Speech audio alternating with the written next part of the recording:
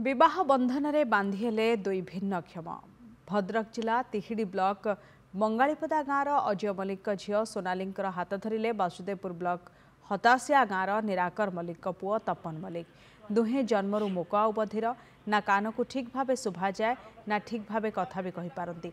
हेले आखिर ठारे एमिति संपर्क जोड़िला जे 7 जन्म पाई साथी होई गले। उभयंक विवाह रे बेस खुशी अछंती कन्या और बरपक्ष।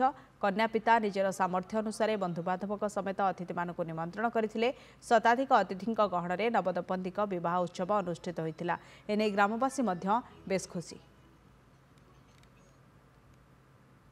आमे भी अच्छु बापा माँ सा भरसा जाते जा बाधा विघ्न उभय को बुझासुझा करी सारा जीवन रखा आम चेष्टा कर। बहुत खुशी अच्छु आम प्रस्ताव 4 मास होगा ये प्रस्ताव चली प्रति आम सब मन खुशी बहुत उभय को केमी जोड़ी बंधन रखापी आम सब चेष्टा सब सम्मति सागर मोर कथबार्ता सब आम संपर्क भी बढ़ी चलती 4 मास होगा।